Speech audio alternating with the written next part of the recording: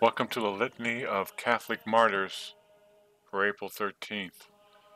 The Church, in her infinite wisdom, deemed it fitting and proper that each and every day we as Catholics remember those who offered the ultimate sacrifice for Jesus Christ, our Savior, and His bride, the Holy Catholic Church. So let us honor these men and women with the words of Father John Hardon from the Society of Jesus. Let us begin. Never in the history of the papacy has any bishop of Rome written at greater length about martyrdom than Pope St. John Paul II. His encyclical, The Gospel of Life, devotes 1,000 or more words to the call to martyrdom in our age. He reminds us that the revelation from the Old Testament to the New, and from the time of Christ to the present day, is the history of martyrdom as a witness to the truth.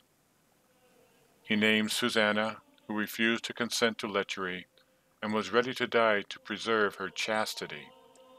He spoke of John the Baptist, who was beheaded by King Herod because he condemned the adulterous marriage of the king.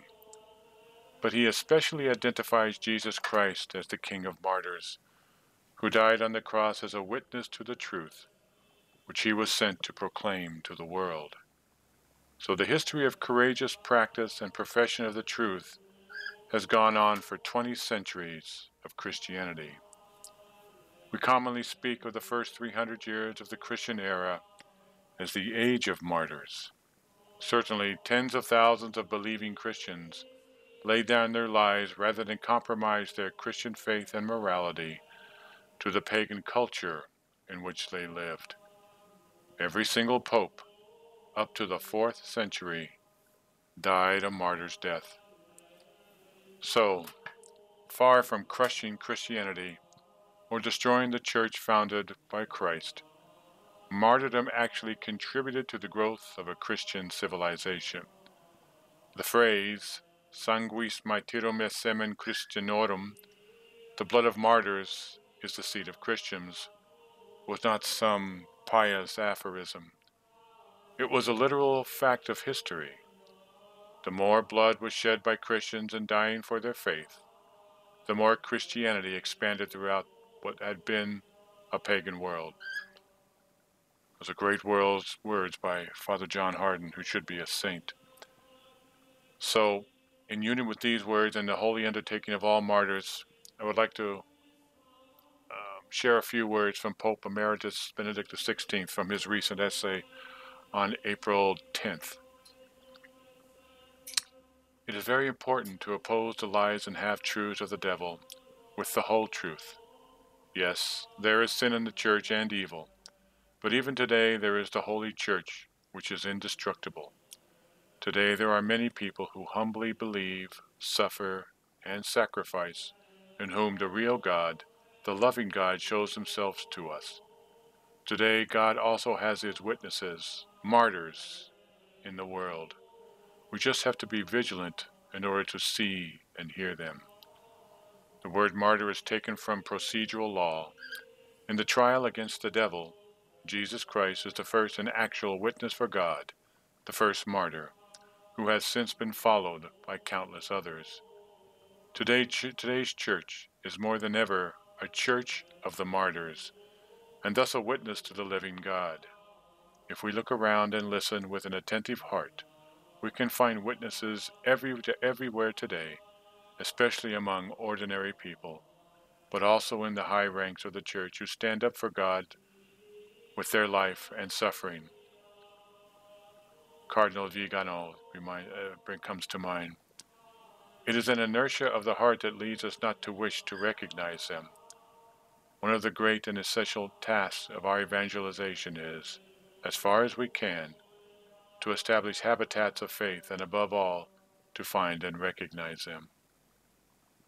Another great doctor who I wish is still Pope. So, with those words, the following is a list of all those today that we wish to honor, those who sacrificed, who made the ultimate sacrifice. So at Seville in Spain, Saint Hermenegild, son of Leovigild, Arian king of the Visigoths, who was incarcerated for the confession of the Catholic faith. By order of his wicked father, he was beheaded because he had refused to receive communion from an Arian bishop on the Paschal solemnity, and thus exchanging an earthly for a heavenly kingdom. He entered the abode of the blessed both as king and as a martyr.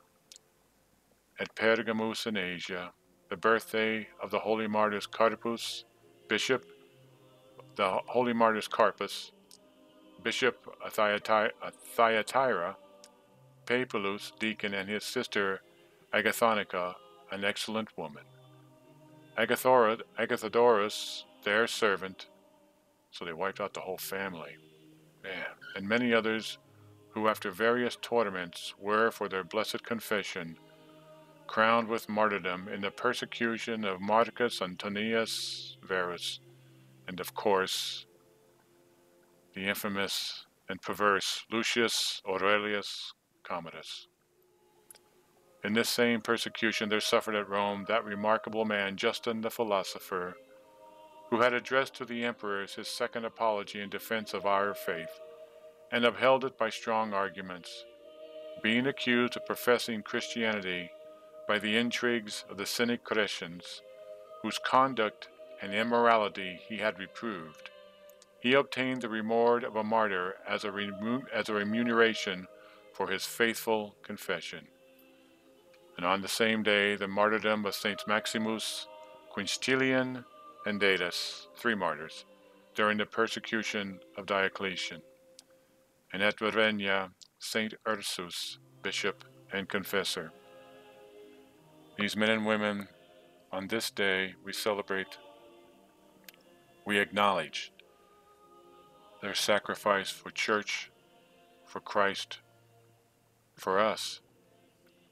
During our day today, let us remember them in our prayers. Thank you for listening. God bless you.